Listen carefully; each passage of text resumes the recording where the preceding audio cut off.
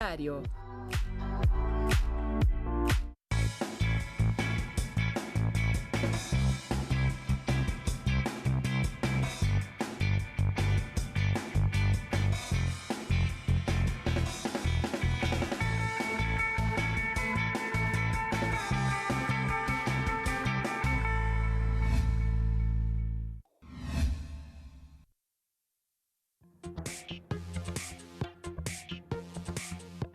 No puede ser, no puede ser. ¿Qué pasó? ¿Estás bien? No tengo señal. Ah, es porque no tienes señal. ¿Y eso es muy grave? Claro que sí. Tengo que enviar mi trabajo antes de las 18 horas. ¿Qué causará esa situación? Pienso en varias razones, pero más que eso, habría que pensar por qué es tan necesario tener señal. Pero, Vanessa, ¿Qué pasa? Ya no me asustes más. ya es hora de comenzar nuestra sesión de hoy. Es verdad. ¿Cómo están, alumnos y alumnas? Sean bienvenidos y bienvenidas. Es un gusto estar nuevamente con ustedes en una sesión más de Aprende en Casa 3. Soy la maestra Vanessa y el día de hoy nos acompaña la maestra Diana. Juntas estaremos con ustedes en una nueva aventura de tecnología de segundo grado. Muchas gracias, Vanessa. Estoy muy contenta de estar hoy contigo y con nuestras y nuestros estudiantes. Quiero preguntarles, ¿han practicado todas las medidas de prevención que les recordamos en cada sesión? Quedarse en casa lo más que puedan. Lavarse las manos con agua y jabón varias veces al día. Si salen de casa, utilizar de forma correcta el cubrebocas y guardar una sana distancia con otras personas. Estornudar cubriendo su boca con la parte interna del brazo. Durante esta sesión, recuerden tener a la mano su cuaderno de apuntes y lápiz o bolígrafo para anotar lo que les parezca más interesante, importante o que les cause dudas o inquietudes. Hablando de inquietudes, Vanessa, ¿podemos volver a la mía? Claro, ¿cuál? No tengo señal. Y en serio, necesito con urgencia enviar mi trabajo. Ah, es cierto. No sé, solo se me ocurre a mí o a varias de las personas que vivimos en este lugar. Y si es así, entonces ellas y yo coincidimos con una necesidad. Me parece muy interesante lo que planteas, porque es muy común que en un grupo social o una comunidad existan necesidades compartidas. Esto que te está ocurriendo pasa en muchas partes de nuestro país y otros lugares. ¿Has observado qué ocurre en tu comunidad? ¿Y ustedes han observado lo que ocurre en la suya? Pues ahora que lo mencionas, creo que sí, a varias personas, pues algunas, las que conozco, a veces andan preocupadas, me imagino que es por lo mismo, se ponen más ansiosas que yo. Sin embargo, ahora que lo pienso detenidamente, me pregunto, ¿por qué nos sentimos así? Hace algunos años, la mayoría no teníamos este dispositivo y no sentíamos que nos hiciera falta. No consideramos necesario tener señal para comunicarnos con otras personas y menos por medio de un teléfono celular. Bueno, pues para dar respuesta a esto que te preguntas, existen varias formas de saberlo, pero en especial se podría hacer un diagnóstico comunitario. ¿Un diagnóstico comunitario? Recuerdo que en sesiones anteriores se habló sobre el diagnóstico de necesidades y se dijo que no era para identificar fallas y repararlas. Como en los carros o incluso como cuando vamos al médico y nos detectan lo que nos está fallando para curarnos, sino que es para conocer la realidad de las comunidades.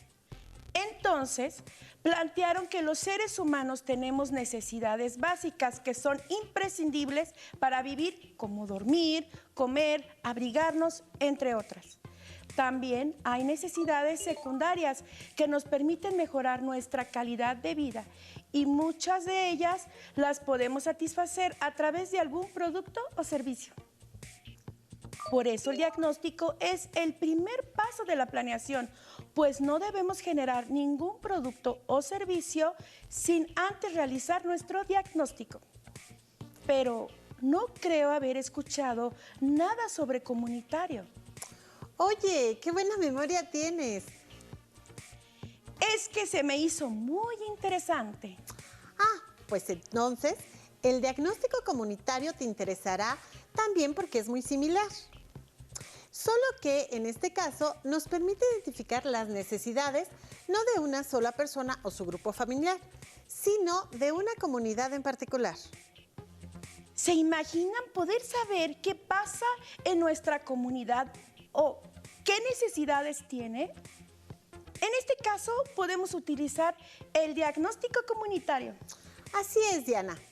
Por lo regular, comienza cuando en nuestra vida cotidiana nos damos cuenta de la existencia de alguna necesidad que no está satisfecha. Por ejemplo, en el caso de tu celular, la falta de señal no es una necesidad insatisfecha, sino la de comunicarte por voz con tu familia o compañeros y compañeras de trabajo o tener la posibilidad de dar tus clases de tecnología a distancia. Claro, y estas necesidades insatisfechas o algunas similares pueden ser las mismas que otras personas tienen. Por lo tanto, comparto con ellas las mismas necesidades insatisfechas. Bueno, eso supongo. Entonces, si hago un diagnóstico comunitario, podré identificar si esto es así para luego distinguir muy bien el problema y buscar soluciones. ¡Exacto! Para hacerlo, se requiere obtener información sobre esas necesidades. Lo grandioso es que no tienes que hacerlo sola, sino que la comunidad puede participar en todo el proceso. Es decir, se intercambian puntos de vista sobre las necesidades que tienen y que experimentan, y así pueden organizarse para recabar la información que se requiere. ¿Se dan cuenta ustedes? Pueden hacer un diagnóstico comunitario junto con sus vecinos y vecinas para poder conocer más sobre las necesidades que tienen. Para realizarlo, el paso número 1 es recabar la información que necesitamos a través de algunas técnicas como la encuesta, la entrevista y la observación. La encuesta es la técnica que nos permite obtener información de muchas personas de manera más rápida que otras técnicas. Consiste en hacer solo algunas preguntas, normalmente por escrito, aunque también las podemos hacer oralmente. Esta técnica es utilizada por organizaciones y empresas para poder saber sobre los gustos de las personas. Por eso dicen que la información es poder, ya que por medio de ella podemos tomar decisiones. Para tener una idea más clara de la forma en que podemos obtener información, veamos el siguiente video. Seguramente alguna vez has oído decir que información es poder. Frecuentemente en nuestras relaciones cotidianas, la diferencia entre obtener o no lo que queremos depende de cuánta información tengamos para anticipar las reacciones de la persona a la que nos interesa convencer. También para las empresas, instituciones y medios de comunicación, la información es poder, pues de ella depende en gran parte el éxito de los proyectos o productos.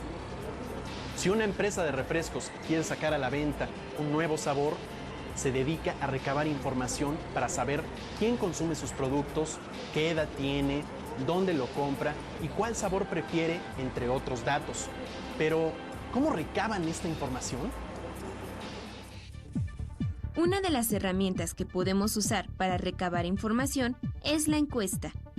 Esta es un cuestionario que nos permite conocer la opinión de las personas respecto a un tema específico. Como sería muy difícil encuestar a toda la gente, las encuestas generalmente se aplican a una muestra representativa de la población. Por ejemplo, con frecuencia aparecen encuestas para saber quién es el cantante favorito de los jóvenes. Así que entrevistando a adolescentes de distintos lugares, se puede tener una idea de sus preferencias sobre los artistas de moda. Tú y tus compañeros realizarán un trabajo de investigación sobre los hábitos televisivos en tu familia o la población donde vives. Para obtener un buen resultado, hay 3 fases que debes tener en cuenta. ¿Me acompañas a conocerlas? La primera fase es definir claramente el objetivo de nuestra investigación, es decir, qué información deseamos obtener. Después, hay que elegir el grupo muestra. Pueden ser hombres y mujeres, niños, amigos, familiares, etc. Enseguida, hay que elaborar un cuestionario con preguntas concretas. a la fase para definir el propósito de nuestro trabajo. Elegir la muestra y elaborar un formulario se le llama planeación. Una vez que tenemos el formulario, podemos aplicar las encuestas, ya sea completando el cuestionario nosotros o permitiendo que los encuestados lo hagan ellos mismos. Si tenemos la posibilidad, es recomendable que grabemos en audio la entrevista. Así, en caso de duda, podemos revisar las respuestas tantas veces como sea necesario. ¡Qué interesante! A través de una encuesta podemos conocer cómo piensan las personas, cuáles son sus gustos o necesidades y con base en los datos que se obtienen, alcanzar el éxito en la solución de necesidades. Bueno, sí, pero no olvidemos que todavía hay varios pasos que se tienen que seguir y pues para obtener mayor información en menos tiempo, pueden trabajar en equipo. Continuemos viendo el video. Después de la aplicación del cuestionario, viene la última fase, el análisis de los resultados. Primero habrá que registrar la información obtenida en las encuestas, para así consultarla y analizarla con mayor facilidad. Finalmente, y a partir del análisis de los datos, podemos redactar y presentar gráficamente nuestros resultados. Por ejemplo, 90% de los alumnos ven solos la televisión. O de un total de 50 entrevistados, la mitad tiene 2 aparatos de televisión en su casa. Este trabajo de investigación te permitirá conocer el entorno que te rodea y los hábitos televisivos de las personas de tu comunidad. Estoy pensando que como ahorita no podemos salir por la contingencia, hacer encuestas de persona a persona sería complicado. Entonces, tengo que pensar de qué otra manera se puede hacer. ¿Qué tal si lo haces por teléfono? ¡Claro! Cuando regrese la señal a mi celular. También puedes recurrir a otros medios para poderla realizar, como páginas web, redes sociales, correos electrónicos o mensajes de texto. Aunque, si definitivamente ni tú ni tus vecinos y vecinas tienen señal, habrá que pensar en otras opciones. Totalmente de acuerdo. Podríamos usar el teléfono de casa y pensar en un conjunto de otras alternativas para lograrlo. Oye, pero aprovechando que hablamos de la encuesta, yo creo que también hay otras técnicas que podemos aplicar. Por ejemplo, pienso en la entrevista. Tienes razón. Esa también nos puede ser de utilidad. En algunos aspectos es parecida a la encuesta, porque también requerimos preparar algunas preguntas. Y se tiene contacto con varias personas. Esta también es una manera directa de persona a persona o indirecta utilizando medios que nos permitan realizar la distancia. Pero la diferencia es que la entrevista nos da oportunidad de profundizar más en la información, porque es posible hacerles más preguntas a las personas con las que hablamos. Incluso, si ellas nos autorizan, podemos grabar lo que nos comparten y volverlo a escuchar para no perder detalle de la información. Conozcamos más sobre la entrevista en el siguiente video. ¿Qué es una entrevista y para qué fines se usa? Es una serie de preguntas que le haces a una persona que se te hace interesante o cuando quieres saber su trabajo o su profesión. Es cuando quieres hacer preguntas a una persona que quieres saber de su trayectoria o algo así. Para que me sirva a mí en mis estudios y para saber de lo que yo más adelante puedo lograr. Para saber más de esa persona y saber de su vida que lleva a cabo, ¿no? Para saber más sobre ella, para, no sé, lo que hace, algo así. La entrevista es un diálogo entre una o más personas con la intención de obtener, por medio de preguntas, información de algún tema que nos interese. Para preparar una entrevista, sigue estos pasos. Investiga sobre el tema de que tratará la entrevista o sobre el personaje y los pasajes más relevantes de su vida y obra que te permitan realizar algunas preguntas interesantes. Prepara un guión con estas preguntas que te servirán de guía, pero toma en cuenta que durante la entrevista pueden aparecer nuevos temas sobre los que podrías improvisar. ¿Qué estrategias utilizas para preparar una entrevista? el tema, ubicarnos bien qué tema vamos a tocar durante esta entrevista, a llegarnos de toda la información que se pueda sobre ese tema, para que al momento de arribar a la entrevista tengamos mayores elementos para las preguntas, pero fundamentalmente para que haya confianza tanto entre el entrevistado y el entrevistador. ¿Cómo guiar la conversación para que el entrevistado dé la información que necesitamos? Bueno, lo primero es, antes de empezar la grabación, el entrevistado debe saber exactamente qué es lo que vas a hacer, que tenga confianza tu entrevistado sobre qué vas a hacer con los datos que él te proporcione, si es para un trabajo de escuela, si es para salir a un noticiario, o si es para un documental, o para archivarlo en algún lugar, o para hacer un trabajo específico de investigación. Entonces, yo creo que una parte fundamental es que tu entrevistado sepa qué vas a hacer con la información que te va a dar, y después tratar de generar el ambiente, crear el ambiente necesario para que tu entrevistado pueda sentirse cómodo, más en un ambiente de amistad, incluso de cordialidad, de tal manera que a la hora que le hagas las preguntas haya más fluidez. ¿Cómo identificar un comentario que abre la posibilidad de improvisar preguntas? Cuando son entrevistas noticiosas o que queremos hacer un tipo de denuncia, hay que abrir la posibilidad de modificar esas preguntas sobre la marcha. Entonces, si el entrevistado nos está dando elementos para preguntarle sobre otro tema que pudiera ser de interés para la comunidad o para el auditorio que va a escuchar esta entrevista, hay que abrirnos y no regirnos o no tratar de forzar la entrevista cuando ya no da más y quizás haya otro tema específico que nos vaya. Entonces hay que estar muy alertas, sobre todo, muy atentos, no nos distraigamos pensando en la siguiente pregunta y mejor escuchemos al entrevistado, empapémonos también de lo que nos está diciendo, porque muchas veces por estar pensando ya en las preguntas siguientes desatendemos lo que nos están diciendo, cuando quizás se abría la posibilidad de ampliar o desviar la entrevista hacia otro tema que puede ser mucho más interesante que el que originalmente estábamos planeando o el objetivo central, ¿no? ¿Cómo resolver una situación incómoda? Durante la entrevista muchas veces se presentan situaciones incómodas o que no tenemos previstas. Hay algunas preguntas que no les resultan fáciles de contestar a nuestros entrevistados, entonces tenemos que tener la habilidad para volverlos a encauzar porque se pusieron nerviosos o porque no saben la respuesta y tratar de ayudarles a los entrevistados en ese sentido con quizás una pista, una fecha o volverlos a preguntar así un tema muy general para que nuestra entrevista no se vaya a perder. Normalmente cuando ya está la guía de preguntas nos aferramos a esta pregunta que ya teníamos prevista, pero si no la sabe contestar, se hace bola, se empieza a repetir o a ser reiterativo y entonces ahí es donde tenemos que estar alertas y tener algunos elementos básicos también que sobre la marcha se pueden ir con anotaciones que tú puedes ir apuntando en un papel de tal manera que cuando tu entrevistado se distraiga o se pierda, tú puedas ayudarlo a encauzar.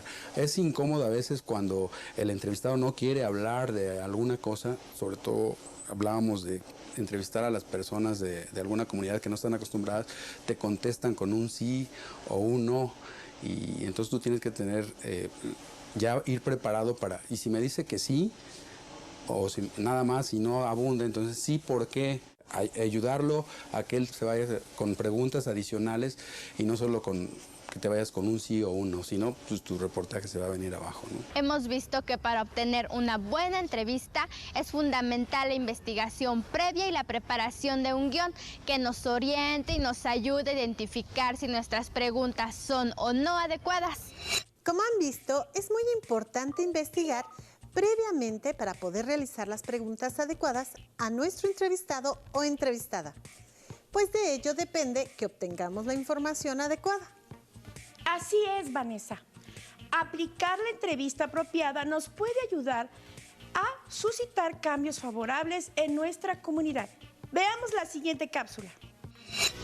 ¿Sabías que en el castillo de Chapultepec se realizó en 1908 una entrevista que resultó trascendente para la historia de nuestro país?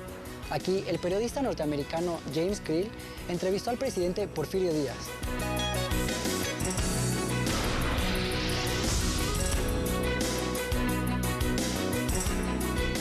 En esa conversación, Díaz afirmó, entre otras cosas, que el país estaba preparado para tener elecciones libres y una nueva presidencia.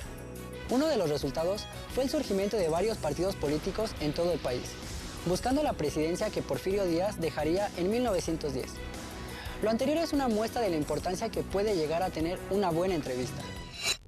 Pues ya tenemos dos técnicas que se pueden complementar muy bien con otras más, y esta es la observación. A través del sentido de la vista podemos adquirir información de forma rápida. Además, es una herramienta esencial al momento de realizar la investigación. Cabe mencionar que por la vía de la contemplación es como se ha podido analizar gran parte de los conocimientos científicos. Para llevar a cabo la observación, debemos tener certeza de algunas situaciones que pudiéramos mirar con atención y registrar en algún cuaderno. De esa manera, podemos entender mejor cuál es la necesidad insatisfecha de tu comunidad. Por ejemplo, seguro a veces escuchas que tus vecinas y vecinos se desesperan y se enojan cuando no tienen señal y enseguida comienzan a gritar: ¡No puede ser! ¡Estaba en una junta muy importante! O ¡ya no supe qué me dijo la maestra! ¿Estás segura que no vives en mi comunidad? Eso lo escucho a cada rato, pero entonces puedo incluir como parte de la observación no solo lo que veo, sino también lo que escucho. Digamos que también obtengo información de lo que percibo a mi alrededor, aunque no necesariamente hable con las demás personas. Definitivamente, la observación la podemos obtener a partir de lo que miramos, sentimos y escuchamos, es decir, no solo lo que percibimos con los ojos, sino también lo que apreciamos con nuestros sentidos del tacto, el oído, el olfato y el gusto. Exactamente. La observación permite registrar algunas conductas o situaciones que a veces pasan desapercibidas para los demás. Pero si ponemos atención, todos los datos que recabamos serán importantes para nuestro propósito.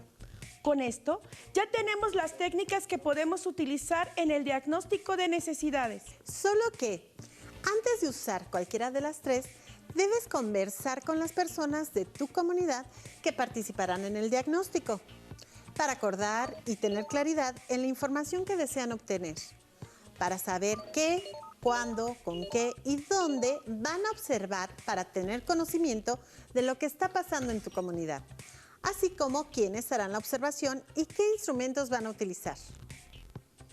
Y si volvemos al asunto de la señal del celular, para saber qué necesidades satisface este dispositivo, podemos plantearnos obtener información principalmente sobre los usos y las actividades que realizamos con él y la importancia de esas actividades en la vida de las personas.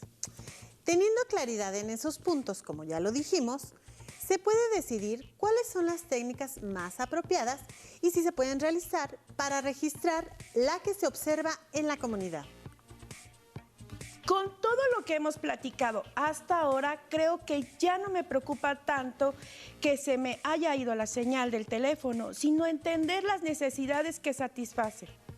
Si lo logro, mis vecinos, vecinas y yo dejaremos de pensar solo en el celular como única opción para satisfacer las necesidades que detectemos.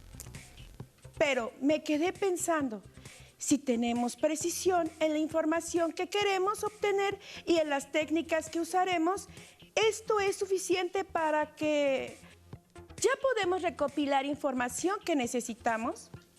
¿Puedo observar o preguntar lo que sea necesario en el momento preciso? No. Para hacerlo muy bien, necesitamos preparar instrumentos, pero de eso hablaremos en nuestra siguiente sesión. Ya quiero que llegue esa sesión. Tengo muchas ideas y preguntas por hacer. ¿Y a ustedes les gustaría saber qué necesidades tiene su comunidad? ¿Cómo harían su diagnóstico de necesidades comunitario? Esperamos que hayan disfrutado mucho esta sesión y aprendido tanto como nosotras. Les invitamos a compartir lo que vimos hoy del diagnóstico comunitario con su familia y conversar con su maestro o maestra de tecnología para comenzar a plantear la forma en cómo harán su propio diagnóstico comunitario. Soy la maestra Vanessa. Y yo, la maestra Diana. Ha sido un gusto enorme estar con ustedes. Les esperamos la próxima sesión. ¡Hasta pronto! Si tienes dudas